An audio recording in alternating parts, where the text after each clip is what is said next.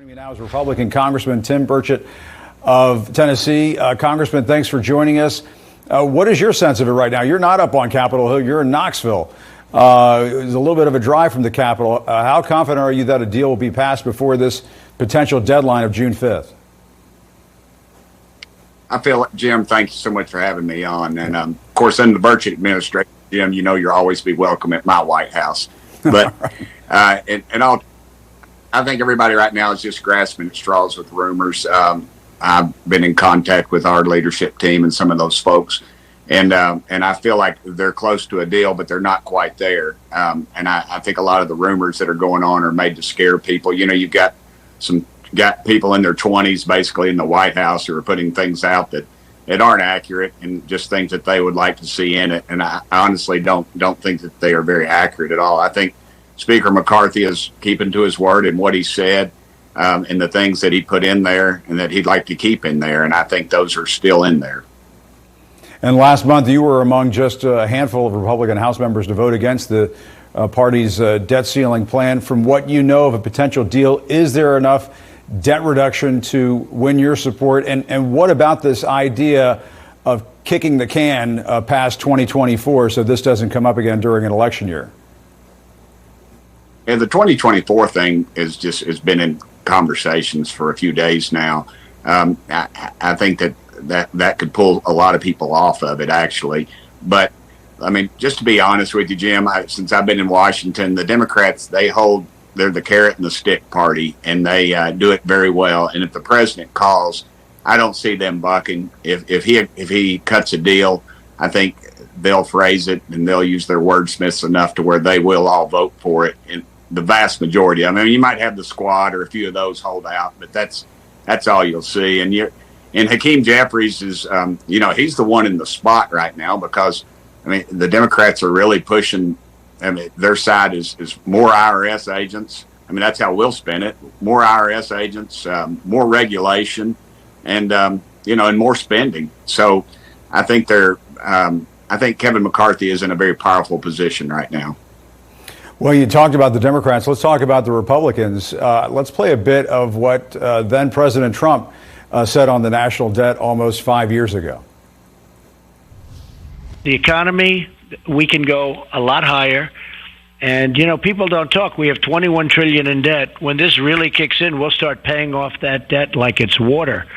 We will start paying that debt down. Congressman, former President Trump, then President Trump, promised to pay down the debt. He never did it.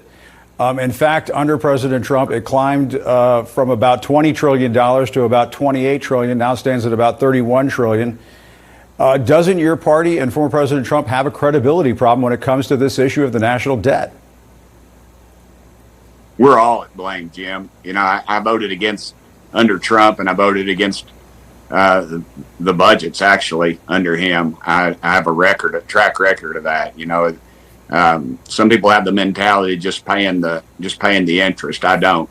We're Tennessee. We pay our debt. We're a balanced budget state. I spent 16 years in the legislature, and we balance the budget under Democrats and under Republicans. We balance the budget every year. And now we thought so much of it that they put it in the Constitution that you have to balance the budget. So it's a reality, though, that both parties run it up. And they call it one thing or the other. They say, the sacred cows. And, of course, I don't find any sacred cows. I'd like to see some cuts at the Pentagon. And everybody seems to say, whoa, Burchett, you can't do that. But the reality is we need to start seeing some of that, too. And, when you audit the Pentagon and they fail their audits every year, they lose over $1 billion. How do you lose over $1 billion? And it just goes unchecked. And we're all to blame, Jim. There's plenty of blame to go around. But eventually somebody's going to have to be responsible. And I'd like to be the one. There's 4 Republicans that said this, enough is enough. The way Washington math works is, go ahead.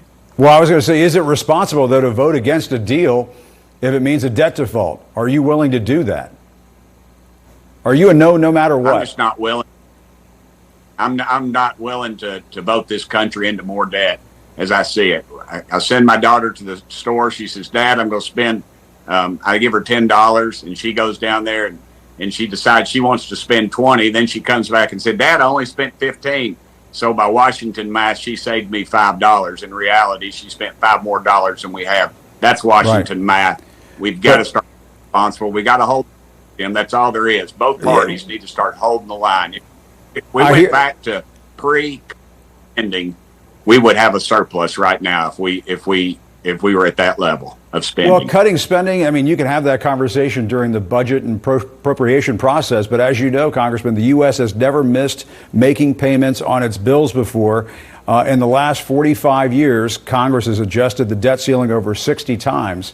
So again, I go back to the question, is it responsible? I understand what you're saying about your daughter and how much money she spends, but we're not talking about $15. We're talking about the U.S. economy.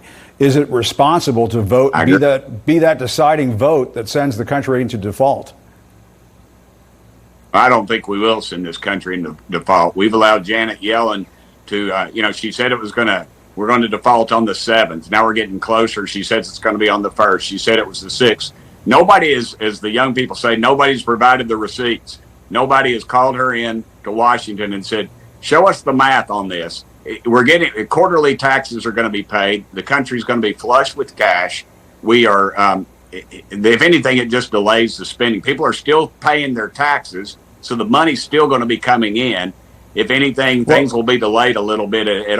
All they're doing right now is scaring people. Instead of cutting programs that have no need other than just political cronyism, we're telling our seniors, and the Democrats are using it well, and I get it.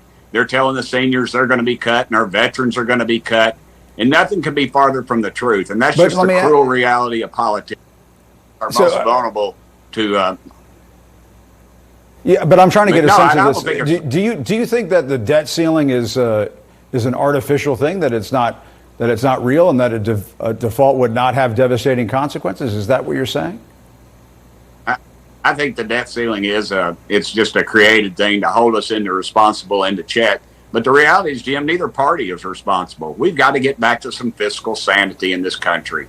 It's just that much. We cannot keep spending at these levels. Again, if we went back to levels pre-COVID, we would have a surplus now and we'd be paying down our debt.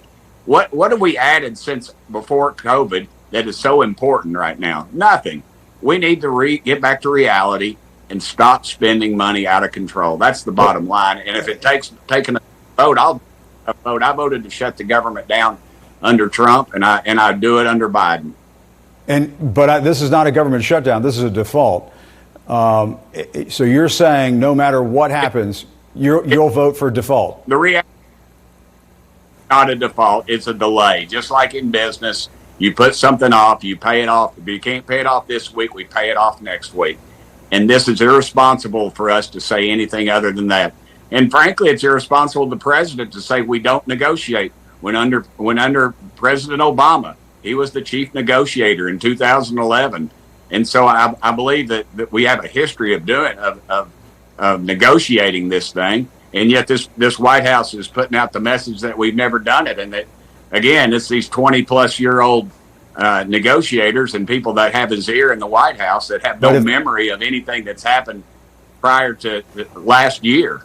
But one final question. If the speaker calls you and says, I know how you feel about the debt and spending and all of those other things, but Congressman, I need your vote, are you going to tell your speaker no? I did the last time. And I was one of four that did. I sat in his office and I told him no multiple times. And we went through the scenarios, and I told him up front, I've been telling him this for weeks, and this nothing new. All right, Congressman Tim Burchett, down in Knoxville, Tennessee, not up on Capitol Hill. So that probably tells us a vote is not going to happen today, but we'll see what happens in the days ahead. Congressman, thanks very much. We appreciate it. Thank you, Jim. We miss you in Knoxville, brother. All right.